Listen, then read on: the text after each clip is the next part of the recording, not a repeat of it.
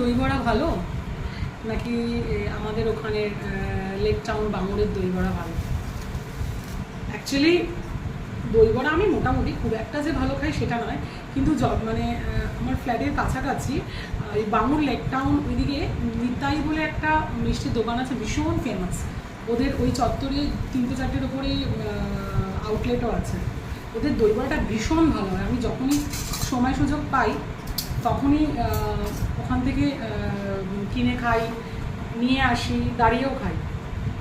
বিষয়টা হচ্ছে মিষ্টিটা খুব ফেমাস। আমি ওখান থেকে যখনই আমার দাদার বাড়িতে যাই, আমার পিসির বাড়িতে যাই, নিয়ে যাই। এবার ঠিক করেছি পিসিমণির বাড়িতে নেক্সট সামনে যাব, তখন ওখানকার দই বড়া নিয়ে যাবো, কারণ আমার দিদিভাই দই বড়া ভীষণ ভালো খায়।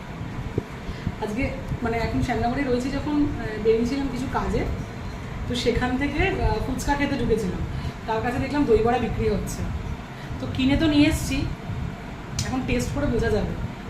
এখানে আবার ভেঙে ভেঙে দেয়, নিতাইয়ের মতো ভালো না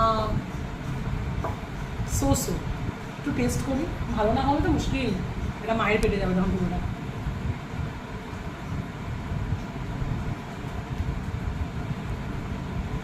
সরি, একদমই ভালো না, একদম ভালো না। আমি একটা সাজেস্ট করব, যারা যারা লেক টাউন বাঙুর বা ওই দমদম এয়ারপোর্ট ওই চত্বরের বা ওইদিকে কাজে কর্মে যাও বা যেতে হয়, তারা ওই লেক টাউনের ওখানে নিতাই সুইটসের যে কোনো আউটলেট থেকে দই বড়াটা টেস্ট করো, অসাধারণ ভালো। আমি খেতে ভালোবাসি না, কিন্তু আমি এখন ওখানে থেকে বা ওখানে আমি ভালো, আর অতীব জঘন্য, মা গো মা। চলো টাটা, বাই।